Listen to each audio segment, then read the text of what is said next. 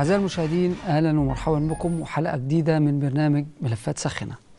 عندنا ملف النهاردة يهم كل الشعب المصري، وللأسف اتكلمنا فيه كتير وبرضه ما بيتحلش، والناس يعني مخنوقة لدرجة لا تتخيلوها، أو الشعب كله مخنوق منه، لكن في برضه بنحاول نتكلم، بنحاول نوصل لحل، وهو ملف القمامة وازاي نستخدم القمامة في أشياء ومشاريع أخرى. ده موضوعنا النهاردة، وقبل ما هنتكلم فيه مع ضيفنا الكريم اللي هو موجود معنا في الاستوديو الأستاذ محمد توفيق. أهلا بيك. اهلا بك استاذنا، معنا النهارده في لقاء جديد، النهارده من حلقه جديده وملفات ساخنه ان شاء الله بنتكلم عن موضوع القمامه.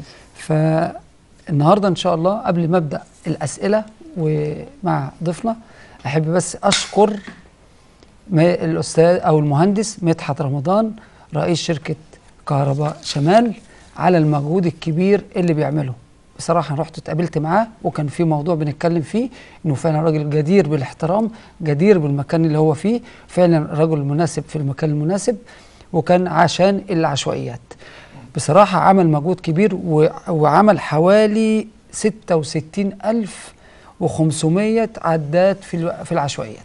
طبعا رقم خيالي من سنه 2005.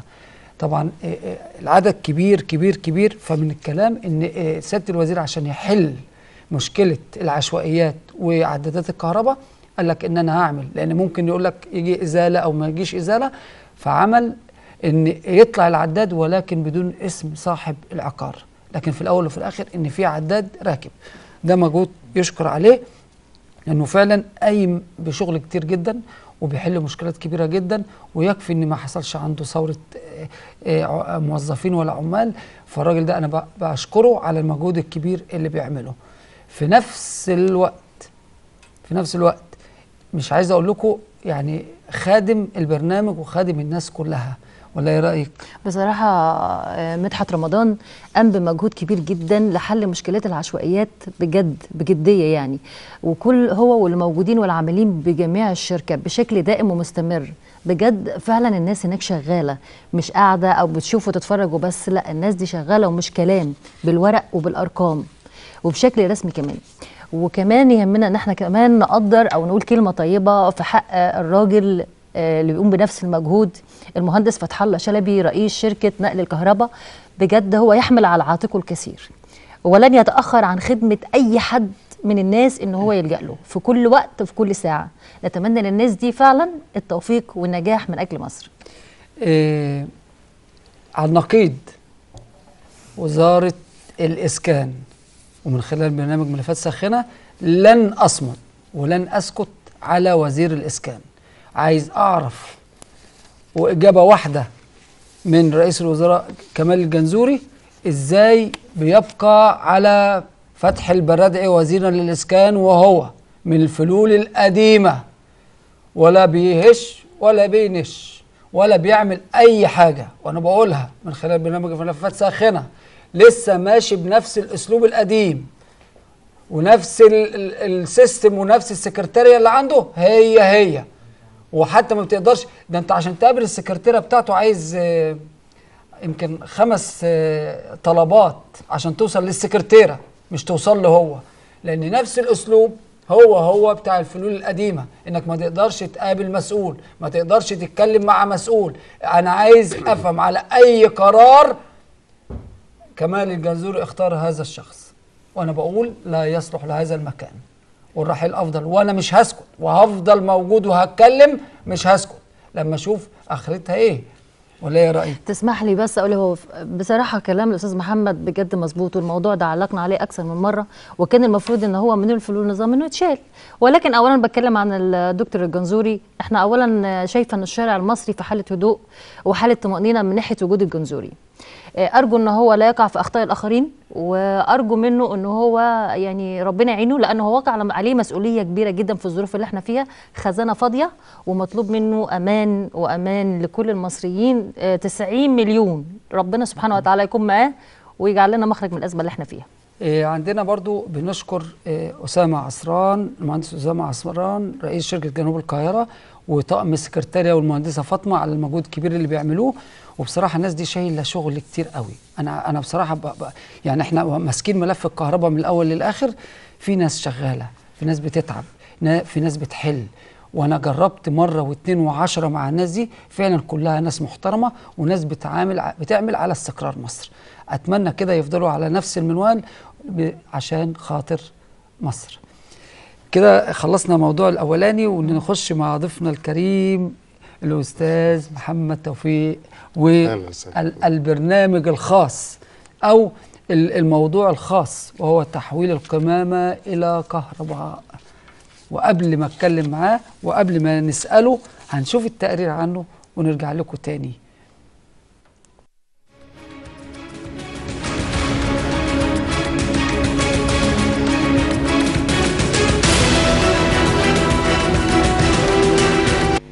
محمد توفيق صلاح الدين رئيس مجلس إدارة شركة جلوبال للطاقة المتجددة والبيئة، وهي مجموعة شركات عالمية للطاقة المتجددة في مجال استخراج الكهرباء النظيفة من القمامة، وهي المخلفات الصلبة والخطرة، وأيضا بها مشاريع أخرى وهي تحويل الغاز الطبيعي إلى كهرباء. وحل أزمة الكهرباء في مصر وتحويل القمامة إلى كهرباء يعتبر أقوى مشروع عملاق يخدم مصر وينهي أزمة انقطاع الكهرباء عن الشعب. محمد توفيق صلاح الدين من الذين وقفوا بجانب الثورة وقدم لها الدعم القوي، ونزل بنفسه إلى ميدان التحرير ووقف بجانب الثوار ودعمهم بالعلاج والمال والغطاء من أجل استمرار نجاح الثورة واستقرار مصر. إنه فعلا رجل بمعنى الكلمة، والآن يقدم لمصر أكبر مشروع عملاق الذي يخدم مصر وإنهاء أزمة البطالة. فهل ستتعاون معه الدولة لنجاح مشروعه العملاق في تحويل القمامة إلى كهرباء؟ نتمنى نجاح هذا المشروع وخروجه للنور مع محمد توفيق صلاح الدين.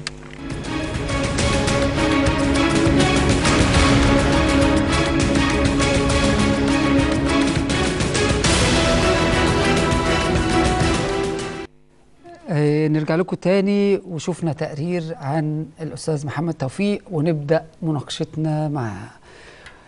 أستاذ محمد، يعني إيه أو ما هي الطاقة المتجددة؟ الطاقة المتجددة اللي هي الطاقة اللي ما بتخلص، أو مصادر الطاقة اللي هي بتنتج منها الطاقة ما بتخلص. يعني إيه؟ يعني إحنا لما بنعمل الطاقة من البنزين هيخلص البنزين، بنعمله من الجاز هيخلص الجاز، من الغاز هيخلص الغاز. لكن طاقة متجددة يعني طاقة موجودة طول الوقت. ونبتدي بطاقة الطاقة الشمسية. الطاقة الشمسية دي طاقة ممكن تستخدمها كطاقة متجددة، بس لا عيوبها ان انت ما تقدرش تشغلها غير 8 ساعات، ومحتاج مساحات كبيرة جدا من الأراضي عشان خاطر تحط مرايات تعكس الشمس. وبعد كده تديك الكهرباء. الحاجة التانية فيها انها بتشتغل 8 ساعات وانت محتاج الطاقة لمدة 24 ساعة. هي لسه في بدايتها، وفي نظام غلايات اللي هو بتغلي المية بالليل وتفتحها الصبح وتفتحها بالليل، على اساس ان هي تديك برضو كهرباء وتحلي مية البحر.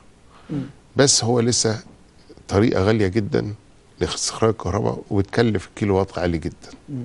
يعني يكلف الكيلو وات حوالي 15 ل 20 دولار سنت. بعد كده تاني حاجة اللي هي الرياح.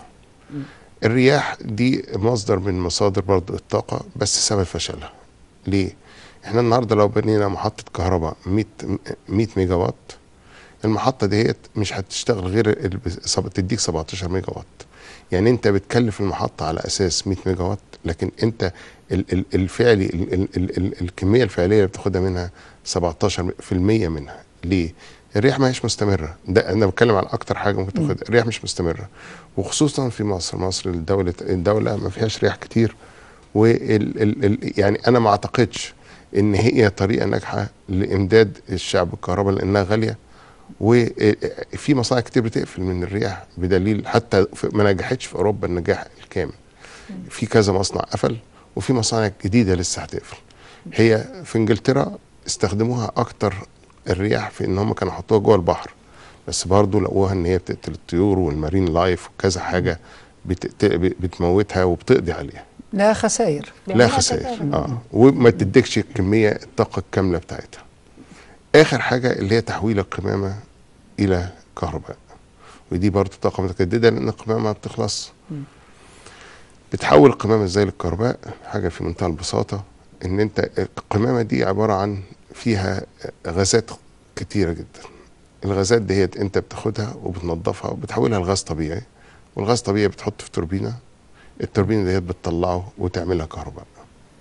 هي دي الثلاث طرق. وانا اتمنى، احنا عارفين ان عندنا مشاكل في القمامه في مصر ومشاكل في الطاقه في مصر.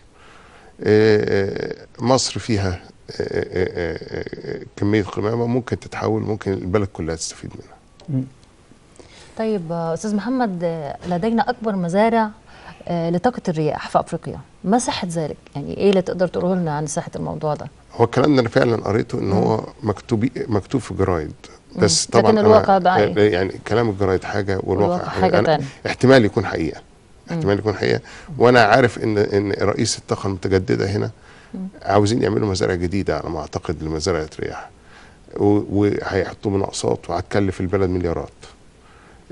واذا كلفت البلد مليارات ده حرام، خساره جامده للبلد، لان الكيلو وات بتاع الرياح بيبقى غالي جدا، ما بيبقاش رخيص، مكلف جدا.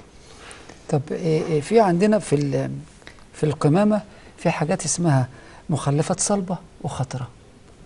أيوة. يا ريت اعرف دي ايه ودي ايه. المخلفات الصلبه اللي هي طالعه من البيوت، دي مخلفات صلبه، بيبقى فيه جميع انواع المخلفات، بيبقى فيه اكياس بلاستيك، بيبقى فيه علب، بيبقى فيه صفيح، كانز بلاستيك، ازاز، اكل، كل دي اسمها مخلفات صلبه. المخلفات الخطره اللي هي زي مخلفات المستشفيات والمصانع. انا عندي تكنولوجي ممكن يقضي على كل ده، يعني ياخد، يعني بيعمل، ما بيسيبش خالص اي حاجه. هو في كذا تكنولوجيا لتحويل القمامه الى كهرباء. في الحريق العادي اللي هو بيبقى طالع منه مدخنه، والحريق العادي ده بينتج عنه مخلفات، من المخلفات 40%، وبتبقى حاجه توكسيك ويست، يعني حاجه طالع منها غازات سامه لازم تدفن تحت الارض على بعد 50 متر. ثانيا، احنا بنتخلص من القمامه عندنا في القاهره او في مصر عامه ان احنا بنحطها بما يسمى مدافن صحيه. يعني ايه مدافن صحيه؟ مدافن صحيه اللي هي المفروض تدفن القمامه فيها، احنا ما بندفنش. يعني احنا بنعمل بطريقه خطا. طبعا انت بتخش اي مقلب قمامه هتلاقي اللي هم مولعين في الزباله كده. غلط توليع الزباله، لان السموم اللي طالعه منها تاثر على الجو، تاثر على الجو. على بعد 100 كيلو ممكن يجي منها امراض سرطانيه، على دايره قطرها 100 كيلو ممكن يجي منها امراض سرطانيه. فما بالك بقى اللي بتولع جوه القاهره اللي الناس عايشه جواها، وهي بتولع لوحدها قمامه فيها جواها غازات قبل الاشتعال. يعني ممكن تولع بدون ما حد يجي جنبها. بتفرقع زي قنبله بتطلع فيها. لان هي جواها غازات الميثان، ده غاز مؤذي جدا للبيئه، وبيولع لوحده. كتير مش فاهم الحكايه دي وبيعملها بشكل تلقائي، يعني بيحرق وخلاص وغير مش عارف الابعاد. ما هي دي اخطر حاجه، ودي بتسبب امراض سرطانيه. ثانيا، انا ضد ان الحيوانات، اي حيوانات حتى الميته، لا الحيوانات اللي هي بتتغذى على القمامه، سواء خنزير سواء معيز او الحاجات دي، لان هم بينقلوا برضو نفس الامراض اللي موجوده في القمامه الى البني ادم من خلال الحاجات السامه دي.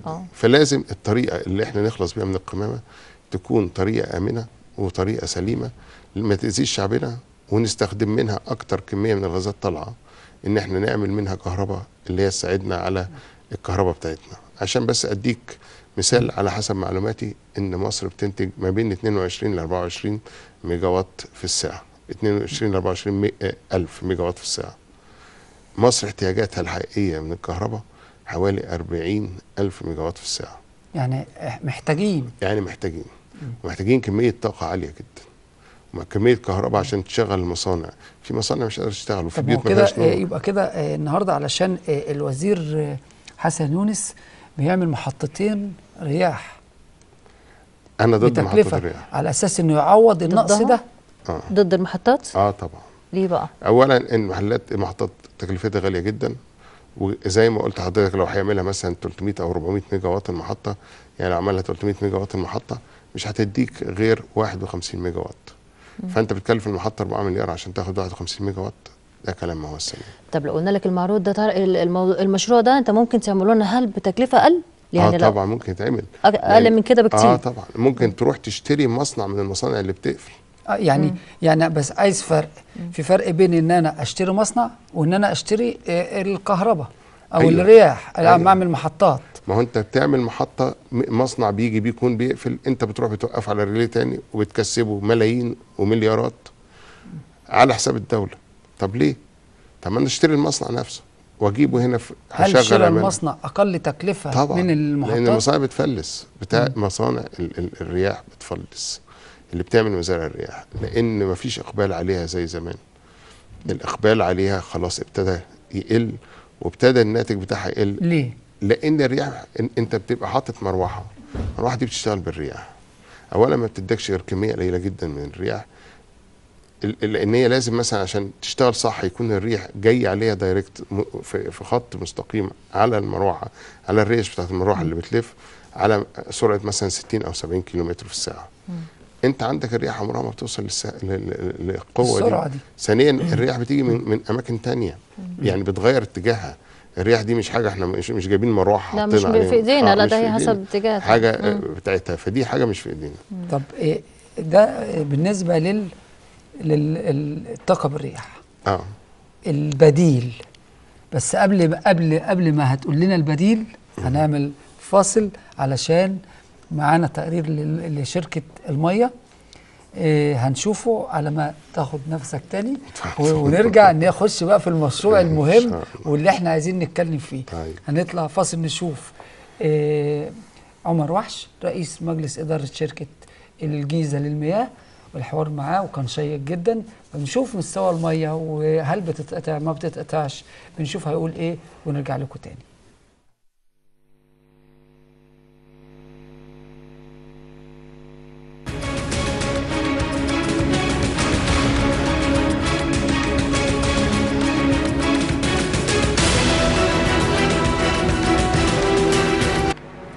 برنامج ملفات ساخنة وقناة الشباب الفضائية بيفتح ملف هام جدا وهو ملف المياه.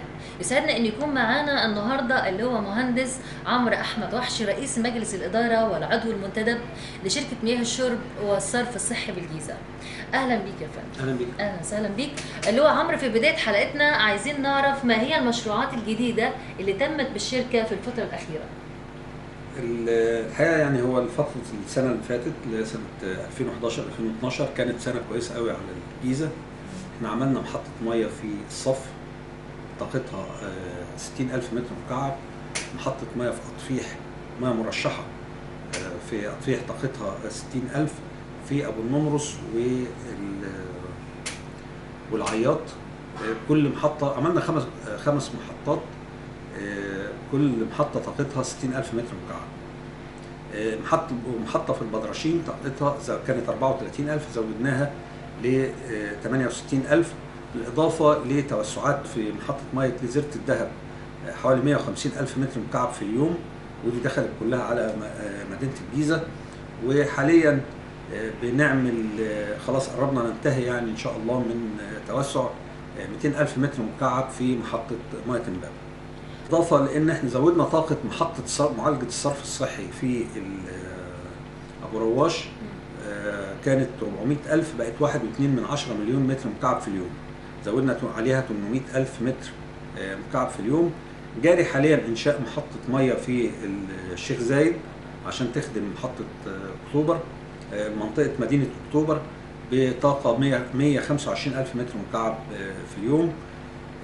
في بيجري دلوقتي انشاء محطه، بس الحقيقه لسه قدامها بتاع سنتين على ما تشتغل. هيبقى طاقتها في لخدمه مدينه اكتوبر والشيخ زايد طاقتها حوالي 2 مليون متر مكعب في اليوم، وده هتبقى محطه ضخمه جدا وهتبقى من اكبر محطه موجوده في مصر. في شكاوي مع زيادة شكاوي المواطنين الكتيرة لسوء المياه بالقرى، كيف تعملون على حلها؟ اولا احنا عندنا خط اسمه الخط الساخن رقمه 125 ده شغال 24 ساعه. عندهم 12 خط تليفون بيستقبل الشكاوي طول 24 ساعه وبيتابعها. بيسعدنا جدا عزيزي المشاهد في نهايه اللقاء ده احنا بنشكر اللي هو مهندس عمرو احمد وحش على حديثه الشيق جدا، كما نشكرك عزيزي المشاهد، وعلى موعد جديد ولقاء جديد، وشكرا والى اللقاء.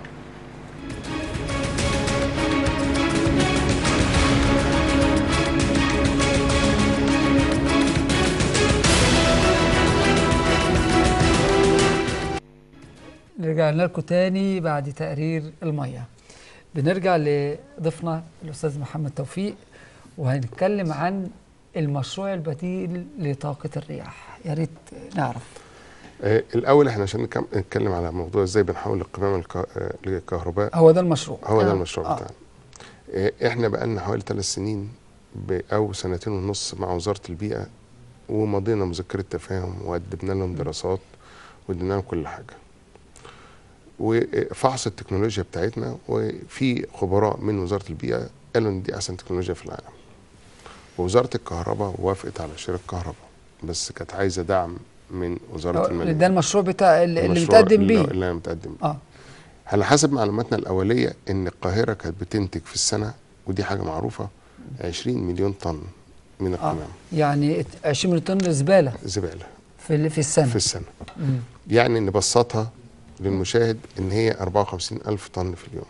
54,000 طن في اليوم. ده احنا منتجين قوي. ده احنا منتجين. احنا الناس الاجانب قالوا مش ممكن، لان لندن بتنتج اقل من كده. فازاي لندن بكميه الناس اللي فيها، وان هي الويست اللي خارج من، او القمامه اللي خارجه من اي بيت اكتر، لان المعلبات اكتر والباكجين اكتر والحاجات دي كلها اكتر، فلازم يبقى هم اكتر مننا. فالمهم يعني طول الوقت دهوت احنا فاهمين ان هي 54,000 طن في اليوم، والطن بيكلف 300 جنيه على الحكومه حاليا.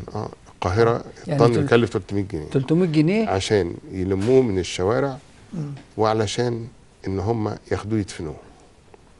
بس الواقع غير كده. الواقع التاني حاجه تانيه خالص. عايزين نعرف الواقع بقى. احنا لما جينا بعد ما قعدنا قعدنا مع المجلس الاول، طبعا الدكتور عصام شرف كانت ايده مرتعشه الراجل، وما كانش عايز وما كانش عايز ان هو يعمل حاجه خالص. قاعد على المكتب بيقبض ما هي وقاعد. انا طبعا ما اعرفش ليه، انا اعرف اللي يقبض ما هي يشتغل، اللي يقبض ما هي يعمل. هو جاي رئيس وزراء بينفذ برنامج معين. اهم حاجه عندنا ان احنا نسيج واحد. رحت له؟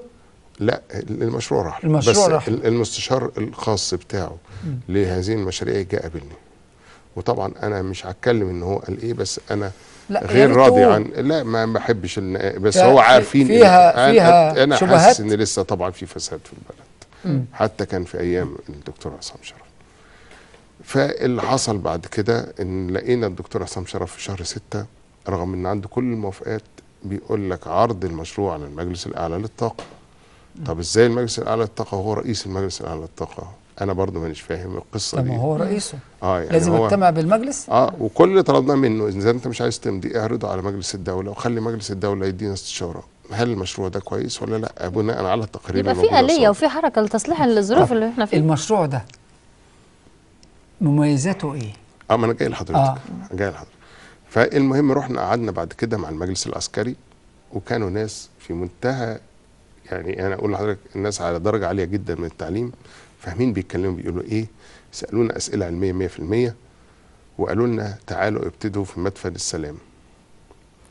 رحنا مدفن السلام ما لقيناش قمامه. قال لك ما اعرفش مدفن فين تاني، ما فيش قمامه، ندور على القمامه في البلد ما فيش. تهتوا مفيش مدافع. البلد نظيفه. خد الاوكي وما لقوش زباله. طب ما كويس البلد نظيفه. طيب يا جماعه، طيب القمامه فين؟ يعني مش معقول 54,000 طن بيترموا في الشارع. فلقينا قال لك لا، هم مش 54,000 طن، هم 17,000 طن في اليوم. 17,000 طن. 17,000 طن في اليوم. خلي بالك هم بيحاسبوا 300 على 54,000 طن، يعني بياخدوا 300 جنيه. ال 300 على المبلغ الكبير ولا الصغير؟ لا، ما هم بيقولوا للناس 54,000 طن، بس يعني 300 على 57. لا، ال 300 المفروض هي ما طلعتش كمان 17، اخذت 5,000 طن. لكن ال 300 بيتاخدوا على ال 57. على 54. على 54 هم مش موجودين اساسا. اللي مش موجوده. هي مش موجوده، فهم بياخدوا 3000 على الطن كده بقى مش 300، لما هم 5000 طن. لما 5 يبقى الطن يقف على الدوله ب 3000 جنيه. 3000 جنيه. فاول حاجه المشروع ده هيوفر الحكايه دي. ازاي؟ انت النهارده الدوله اهم حاجه احنا النسيج عايزين ننهض بالاقتصاد بتاعنا. ازاي تنهض بالاقتصاد بتاعك؟ اول حاجتين لازم تركز عليها الطاقه، عشان تقدر تعمل مصانع وتقدر تعمل حاجات. طبعا مصر بلد فيها شغل كتير، وشعبها بيتحمل كل ظروف العمل في أسوأ الظروف. ده حقيقة.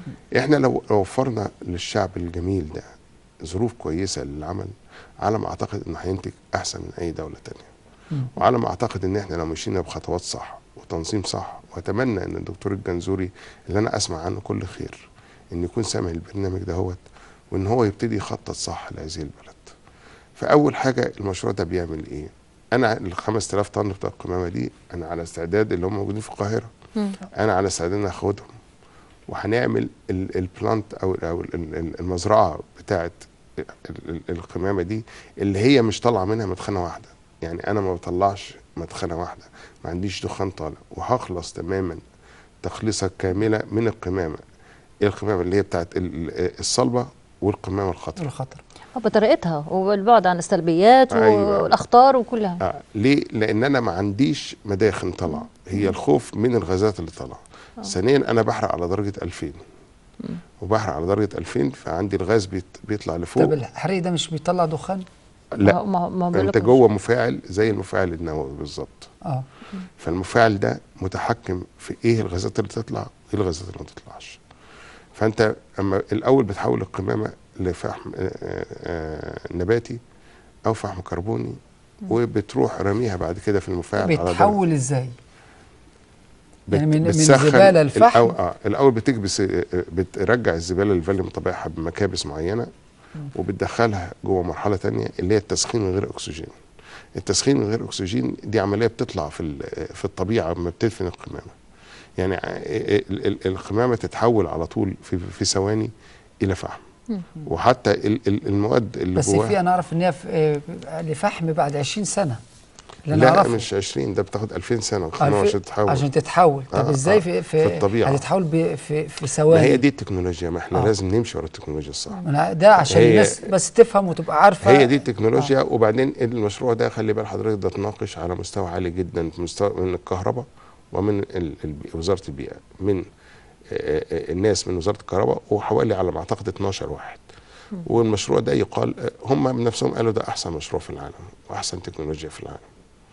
بعد كده بتاخد القمامه بعد ما تحولها للفحم، بترميها على درجه 2000، اللي بينصهر منها بينصهر، انما بعد كده بيطلع غازات.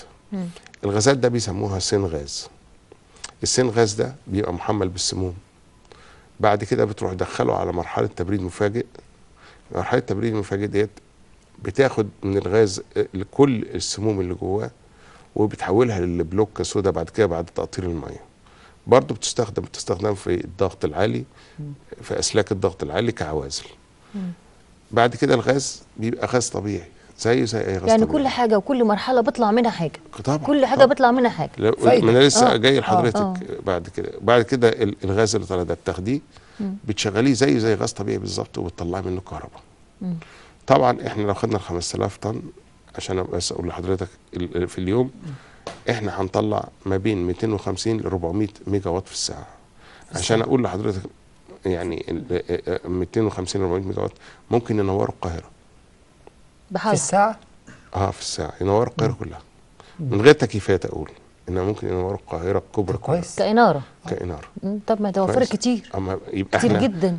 الاحمال اللي عمالين نحطها مش صح. ثانيا ما تنساش ان الغاز اللي هم وزاره الكهرباء بتاخد ده مدعم، فهي عامله عاتق على الدوله مرتين. دعم الغاز ده ما هو عاتق على الدوله، وبعد كده انت بتدفع برضو كهرباء غاليه مش رخيصه. يعني انت الدعم كميته قليله جدا على فاتوره الكهرباء بتاعتك.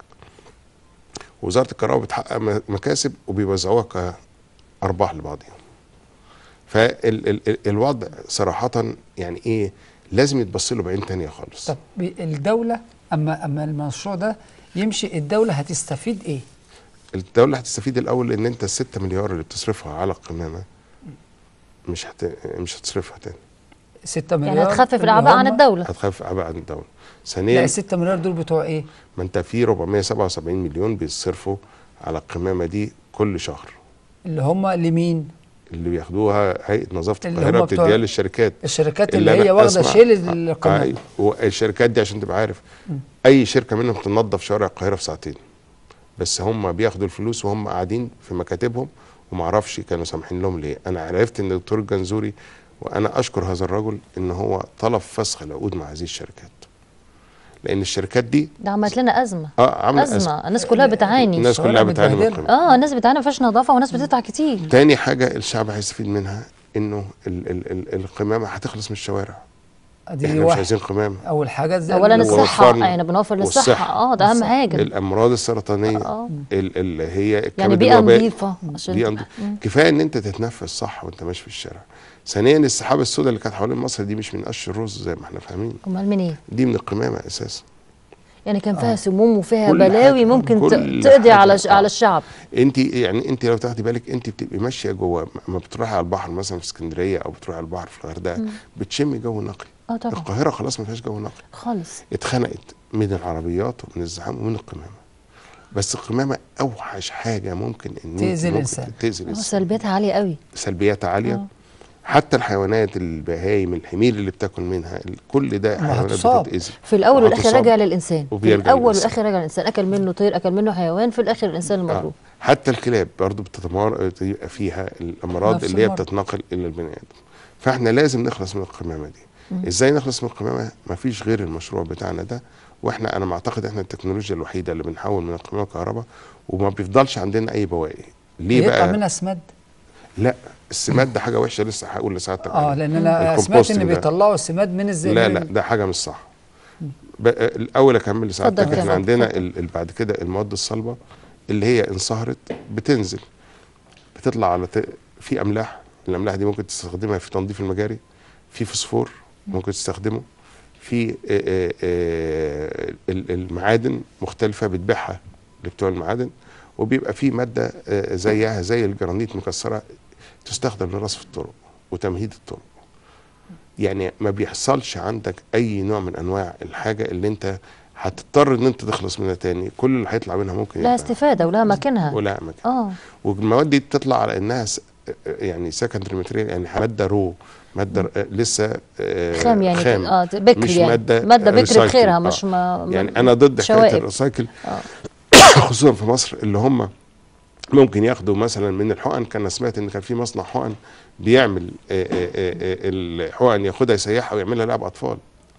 يعني انت متخيلين الكلام ده؟ لا دي كارثه. واي كارثه. دي كارثه، يعني كارثه ما حدش وبائيه. استخدامها في حاجات تانية. دي كارثه وبائيه. أيوة. يعني النهارده الحاجات بتاعت المخلفات المستشفيات بياخدوها يستخدموها في حاجات تانية. ما هو ده غلط. ما هي دي اللي بتعمل السرطانات. وبعدين انت طن الكيلو بتاع القمامه بيكلف ما بين 3 ل 4 جنيه بتاع المستشفيات، وبيطلع بيبهدل السموم في المحارق بتاع المستشفيات.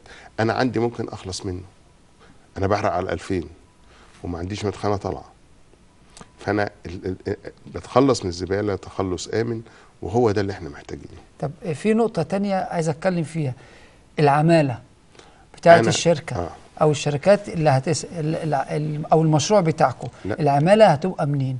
العماله هتبقى من مصر 100% من مصر. هيبقى في 2000 واحد على الاقل هيشتغل في المرحله الاولى لو احنا خدنا القاهره. القاهره بس 2000 كمرحله اولى كمان. ده غير ان احنا هنحاول نصنع المصنع كله في مصر. هيبقى كله هنا. في صناعات التصنيع بتاعه، لان ده مصنع كبير وكله حديد، فالتصنيع هيبقى مصر. مش احنا مش هنعمل حاجه بره تنكات كبيره وهنجيبها هنا ان احنا ننقلها. طب ليه؟ طب ما هي مصر فيها صناعات، والصناعات دي هتتغذى بالحاجات اللي احنا عايزينها، خصوصا البطاله وناس هتشتغل وهتبقى الدايره العجله هتدور. العجله هتدور. هتدور. ثانيا انا برضو كنت قعدت مع سياده اللواء سراج الروبي محافظ المنيا، والراجل مشكورا عمل مؤتمر صحفي ومجلس المدينه والهيئات التعليميه وجميع ادارات الموجوده في المنيا، وشفت وعي من اهل المنيا لم اراه في اي حته ثانيه. من ناحيه القمامه وازاي هم عايزين يتخلصوا منها. بس حصل حركه ان الوزاره استقالت، فانا صراحه يعني غير قادر على ان انا اتصل بيه حاليا، لان هو انا ما اعرفش مشغول طبعا. هو رجع تاني بقى وزير، واتمنى طبعا ان انا اتصل بيه او احاول يا اتصل ريت، بيه مره يا اخرى، ريت. لان هو الراجل كان مصمم على التعاقد مهما كلفه الامر. طب دي حاجة بنوصل كويسة. صوتك لصوته، ويا ريت يكون سمعنا. يعني إيه، انا عايز بس مخرجنا احمد عزت يحضر لنا تقرير حلو كده عن مصر، واول ما يبدا يقول لي واحنا ناخد فاصل، لان الكلام بصراحه انا حسيت ان انا اكلت كتير قوي. لا بصراحه مشروع فبالتالي جاي في توقيت. يعني النهارده القاهره بس هتستخدم فيها 2000 شاب، ايوه، يعني بخلاف المحافظات الاخرى. بغلاية لا، هو المحافظات. مرحله اولى. المرحله ده الاولى مرحله اولى كمان آه. يعني. بعدين انت لسه، ده انت في عندك كمان مخلفات الزراعه 22 مليون طن. مخلفات الزراعه دي انت ممكن تحولها الى بنزين عضوي وتصدره للخارج وتاخد بداله بنزين عادي او كمان أو هنصدر والحركه طبعا. التصدير تشتغل. وبعدين ده مش كده، ده انت عندك المخلفات الزراعه دي بتصيب الفلاح بضرر وشلل غير عادي. يعني الفلاح ده القوارض والفيران والحاجات اللي بتتربى تحت الحاجات ديت عشان تتحرق بتاكل على الاقل، انا على حسب معلوماتي في ملايين من الفيران، كل واحد فيهم بياكل حوالي نص ده كيلو اكتر في من اليوم. الفلاحين. هم بياكلوا اكتر من اولادهم. الخوف لا ياكلوا اولادهم. قبل ما نقول مصر هتستفيد ايه من المشروع ماليا، هنشوف فاصل ونرجع تاني. اتفضل.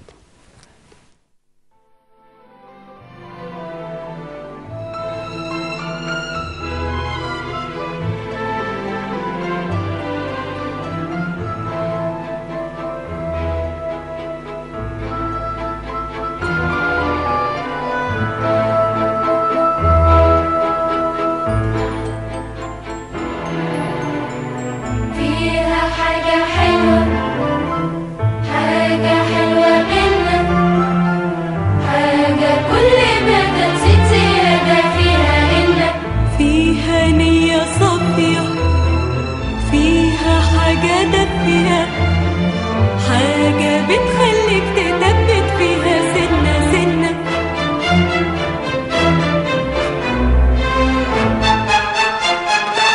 مصر هي الصبح بدري، مصر صوت الفجر يدن، صوبيا فول طعمية كشري، دوب بطاطا سخنة جدا. مصر أول يوم العيد، عيدية بومب ولبس جديد، فن سيما وغنى وتياترو، حفلة 3 بسيمة بترو، موائد الرحمن وفانوس رمضان، مسلم في بيت مسيحي في الدروب، ترنيمة لايقة على دف غنى.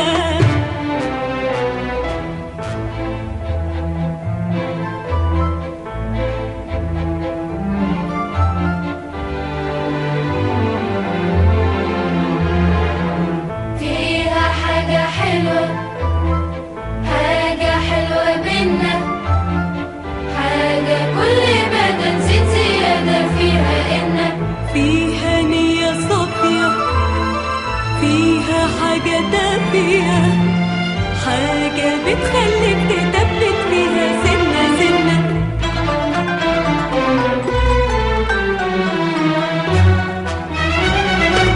دايرة العصرية في مصر، ولما على قبلية في مصر، مولد السيدة والذكر والهيصة، وربعة بركة في السيدة نفيسة.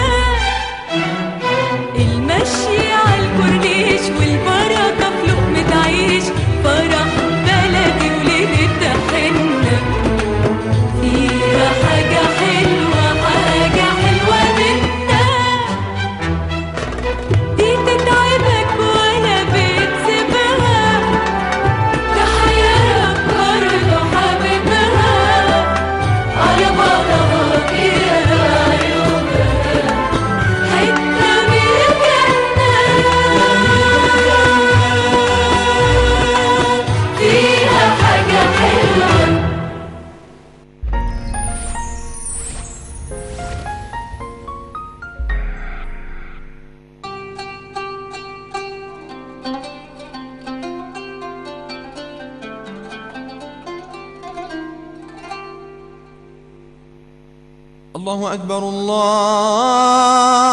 أكبر الله أكبر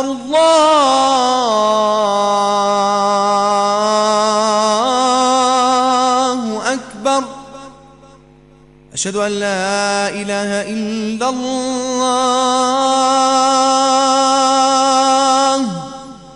أشهد أن لا إله إلا الله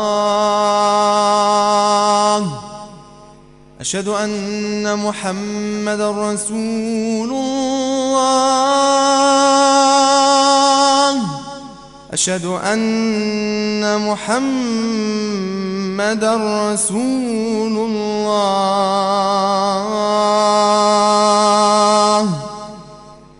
حي على الصلاة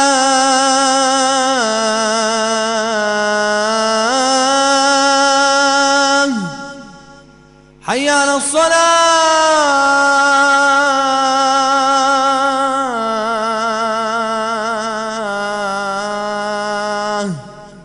حي على الفلاح حي على الفلاح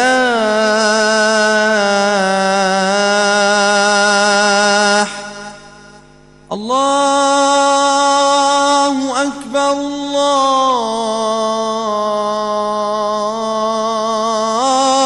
الله أكبر لا إله إلا الله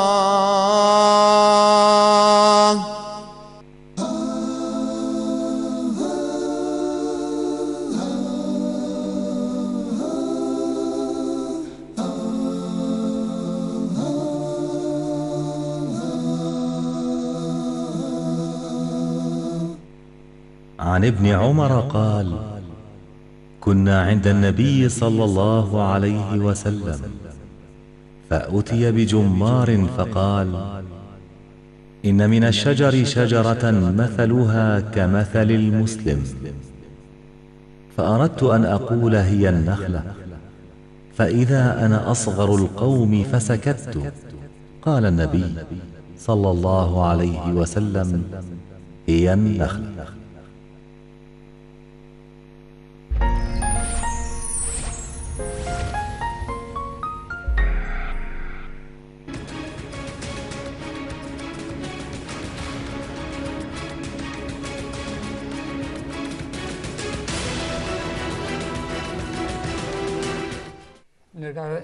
رجعنا لكم تاني للمشروع الشيق، وافتكر كلكم لو بتسمعوا ومتابعين هتعرفوا قد ايه انه مشروع فعلا لازم يتم بالصح، لانه فعلا هيخدم مصر ويخدم شباب مصر ويخدم الناس كلها.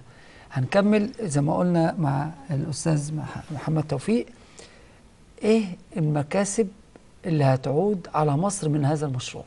طيب، أول مكاسب إحنا بندفن القمامة، فإحنا بنضيع الأراضي اللي بندفن فيها القمامة ديت لآلاف السنين، ممكن 1000 ممكن توصل ل2000 سنة ما نقدرش نستخدمها للمدة ديت. هل إحنا عايزين هنفضل عمالين نجرب في الأراضي بتاعتنا من هنا لهنا؟ ثانيا، القمامة لما بتنزل مصر عايشة على مياه جوفية وفيها نسبة مياه جوفية عالية جدا. المياه الجوفية دي بتملح وبتسمم، فما تقدرش تستخدمها للزراعة. بدليل انت كان عندك ابو زعبل كانت منطقه الاول قبل ما يتعمل فيها مقلب القمامه الكبير اللي موجود حاليا فيها، كان فيها مياه معدنيه من احسن المياه المعدنيه في العالم ومياه كبريتيه. هذه المياه والبحيرات اتحولت النهارده الى مستنقعات ما بيعيش فيها غير الناموس. لو انت وقفت في مقلب الزباله بتاع ابو زعبل او في اي منطقه من ابو زعبل ما تشوفش اللي قصادك من على بعد متر من الناموس والدبان. يعني وباء مكان موبوء. واحنا كنا اتفقنا اول مصنع هنعمله في الحته دي وهننظف المنطقه دي تماما. اذا لها علاج. لها علاج طبعا، ما هي كل حاجه لها علاج، بس لازم نبتدي. يعني على ال1000 ميل بيبتدوا بخطوه زي ما بيقولوا. لازم ناخد الخطوه الاولانيه. طب لو اتكلمنا عن السماد. السماد اللي هو بينتج من القمامه. برضو السماد اللي بينتج من القمامه لن يتاثر. انا رايي ان هو المفروض يتلغي والمصانع دي تقفل. ليه؟ القمامه دي مليانه احماض ومليانه سموم ومفاعلات محدش يعرف هي فيها ايه. يعني حد يعرف السموم اللي خارجه من بيتي ايه ولا السموم اللي خارجه من بيت حد تاني ايه؟ دي كلها قمامه احنا بنرميها، ما حدش فينا عايزها. فانت النهارده لما تاخدي القمامه دي في غسالات كبيره بتتباع، والغسالات دي غاليه جدا. غسالات للقمامه مخصوصه بتنظف القمامه وبتصفي الماء اللي منها وبتطلع الحاجه الوحشه من القمامه، بتحولها لاملاح وبتحولها لحاجات تانيه، بس دي غاليه. هنا بيسترخص فبيجيب القمامه وبيحولها. الشعب المصري بيستحمل مشي حالك، وبيروح محولها للكمبوست ده اللي هم بيزرعوا بيه الصحراء. تيجي انت تسقي الكمبوست ده، الكمبوست ده ياخد الاملاح وياخد الاحماض وياخد السموم ويرجع ينزل بيها للمياه الجوفيه اللي انت بتستخدمها انك تسقي بيها الزرع. طيب ما انت هترجع الصحراء للصحراء تاني، ما يبقى انت عملت ايه؟ هيقتل الزرع، هتقتل الزرع بعد شويه. طيب نستخدم بقى الميه دي بقى، السموم دي ممكن نعملها ايه؟ نستخدم بقى ايه؟ السموم اللي هي بتطلع من القمامه زي ما قلنا بتطلع الاملاح وبتطلع لنوع من انواع الاملاح اللي هي بتطهر بيها المجاري، مش ملح طعام. يعني بنعالج بها برضو، بنعالج بها الطبيعه دي. ما فيش، ما انت ممكن كل العلم يا جماعه، العلم اهم حاجه ان احنا نبص لبلدنا من ناحيه علميه ونبص. احنا عندنا خريجين جامعات مش لاقيين شغل، خريج الجامعه اللي مش لاقي شغل، وفي عندنا الناس الكويس بيخرج بره وما بيرجعش. يعني احنا بنصرف على ابننا ويبقى عنده طاقه ويخرج يبيع نفسه يعني بره. طب ليه احنا بنعمل كده؟ بس انت مقتنع ان فعلا في عندنا شباب مبدعين واصحاب فكر ومشاريع كبيره جدا؟ انا اقول لك على حاجه، انا اتعاملت مع الاجانب كتير. الاجانب لو عنده 1 2 3 4 5 6 شغال زي المكنه ما يقدرش ان هو يعمل حاجه. انا بشوف صنايعيه مصريين بيشتغلوا في حاجات استحاله الاجنبي يفكر ان هو يصلحها. المصريين بيعملوا اي حاجه، عندهم مهاره، وعندهم مهاره. بالرغم ان احنا عندنا اكبر مصنع سمات في الشرق الاوسط في طلخه، بتاع اللي هو من الكومبوستنج ولا من اللي تصنيع السماد. لا، ما في اسمده بتصنع من كيميائيات وفي من القمامه اللي هو بيسموه كومبوستنج. الكومبوستنج ده مش هيتاثر بيا انا، بالعكس ده هم المفروض يبطلوا حكايه الكومبوستنج، لان الكومبوستنج ده بيملح المياه الجوفيه وبيسممها، وده غلط. بس عايز ارجع برضو للسؤال الاولاني، ماديا هيعود على مصر بايه؟ القاهره اولا بتطلع 5000 طن قمامه في اليوم، هنخلص منهم. ادي واحد كقمامه، القمامه. العائد. الحاجه الثانيه ان انت ال 6 مليار اللي هم بيصرفوا على القمامه هنوفرهم للدوله، اللي هم بيدفعوا للشركات. توفير. يعني اذا 6 مليار ده سنويا. ادي 6 مليار سنويا توفير. بعد كده ان انت هتاخد كهرباء زياده. ثانيا المصنع هيكلف حوالي 2 مليار يورو. ال 2 مليار يورو دول هم احنا مش طالبين من الدوله تتحمل قرش ساغ واحد منها. يعني كل المشروع على حساب، مفيش اعباء على الدوله خالص. مش زي الرياح الدوله هي اللي بتدفع حقها، بتدفع حق المزرعه وبيطلعوا كهرباء. وانا على ما اعتقد ومتاكد ان سعر الرياح لو اتحسب صح هيبقى اغلى من سعر القمامه، اللي هي الكهرباء اللي منتجه من الرياح والكهرباء اللي منتجه من القمامه. يعني في الاخر ان الكهرباء هتوفر عن الرياح طبعا، وهتخلصك من القمامه، وهتوفر مبالغ طائله على حسب الدوله. لكن العائد على الدوله ايه غير انه يمشي يعيش في مجتمع نظيف. يا جماعه ده مصر دي كانت بتبرق. مصر ازاي وصلت دي اول نقطه، ازاي نعيش يعني في مجتمع نظيف. يعني كفايه انا عشان احس ان انا نظيف لازم ابقى ماشي في شارع نظيف. الناس بتمشي في وسط الشارع ليه؟ لان الرصيف عليه زباله. صح بجد. والناس بتبني بطريقه عشوائيه في بس برضو انا يعني ليا كلمه للشعب المصري، يلاقوا عربيات واقفه يقوم شايل الزباله، الشنطه يقوم رماها تحت العربيه. ده سلوك غير حضاري. في مكان للزباله حتى لو كوم محطوط احط عليه، لا تلاقي كل واحد ماسك بيرمي حسب ما هو عايز. ما هو برضه بدل ما حد شايفني برمي. ما بلوموش ليه؟ لان هو شايف الزباله في كل حته في الشارع. ما هو بيبتدي بنفسه، ما هو يبتدي بنفسه. انا هقول لحضرتك على حاجه، انت النهارده لو انا جاي عندك هنا ومعايا ورقه في ايدي مش هرميها لان مش هتقدر لان المكان نظيف. لكن انت شايف هو المكان وسخ، يعني هو ما عندوش القابليه انه يعني انا عشان عشت بره فببقى مثلا لو ايدي حته ورقه بفضل ماسكها لغايه ما الاقي زباله واروح راميها فيها. اتعودت ليه؟ لان اتعودت هناك. انت لو عودت الشعب المصري هنا على كده فلازم ان الشعب المصري ولازم الاعلام يشترك ان هو توعيه الشعب المصري، لما توعيه نيجي إن نعمل هو- لهم غرامه ولو بسيطه، اللي يدفع لا، الغرامه مش ما هيرمي في زباله. غرامه في كل دول العالم. بجد. في غرامه إلا في كل دول مصر. العالم. في غرامه في كل دول العالم. كل يعني اللي كده اللي هيعود على هيسيب- مصر القمامه بتشال، ادي رقم واحد. رقم اتنين 6 مليار جنيه سنويا توفير.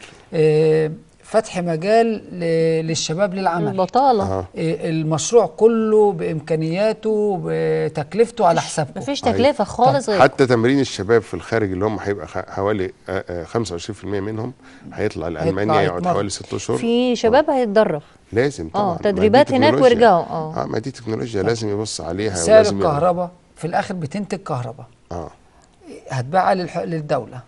انا هبيعها للدوله، بس ما تنساش انا ما باخدش حاجه مدعمه.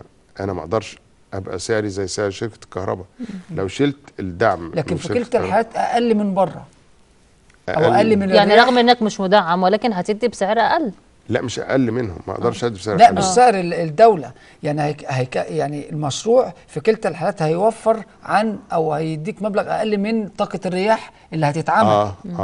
مظبوط. لو اتحسبت طاقه الرياح صح، هم بيقولوا طاقه الرياح بتكلف 11 دولار سنت او 12 دولار سنت. انا اشك ان هو اكتر من كده بكتير جدا، لان مصر ما فيهاش كميه الرياح اللي هي تزق العجله وتنتج كميه الكهرباء. طب عشان برنامجنا خلص هديك حضرتك نص دقيقه تقول لي ايه المطلوب. المطلوب من السيد كمال الجنزوري سياده رئيس الوزراء ان هو يتعاقد مع شركاتنا، او لو لقى تكنولوجيا احسن منا يتعاقد معها. والتعاقد مع الناس دي، مع التعاقد لازم يبقى خلال مجلس الدولة، عشان مجلس الدولة يعرف الدولة بتتعاقد على ايه. ما فيش وزارة تتعاقد او ما فيش مناقصة. المناقصة بتبقى متفصلة على حد. انت عشان تعمل مناقصة للقمامة قصادك 3-4 سنين عشان تقدر تعمل مناقصة للقمامة. فاحنا بنطلب منه، ان احنا عارفين ان هو راجل، واللي سمعت عنه ان هو راجل من احسن الناس، ان هو ياخد خطوات جريئة لحل هذه المشكلة. المخرج عمال يقول لي خلصنا حاضر. احنا بنضم صوتنا لصوته بجد، لان مشروع فعلا هيفيد مصر على كل الجوانب. احنا اولا اعزائي المشاهدين بنشكركم جدا، واحنا استمتعنا بيكم كتير جدا وبالملف بتاعنا اللي هو القمامه. وبنشكر اول ضيفنا العزيز محمد توفيق صلاح الدين على مشروعه الجميل لكل ما يحمل المصريين من خير وعمل وجديه. وبنشكر كل من يعمل خلف الكاميرا والعاملين في البرنامج. وبنقفل ملف ونفتح ملف والايام بتلف، ونرجع لكم تاني في حلقه جديده واحداث جريئه بتهم كل مصري. وشكرا والى اللقاء. شكرا. شكرا. ميرسي ليك، ألف شكر. شكرا.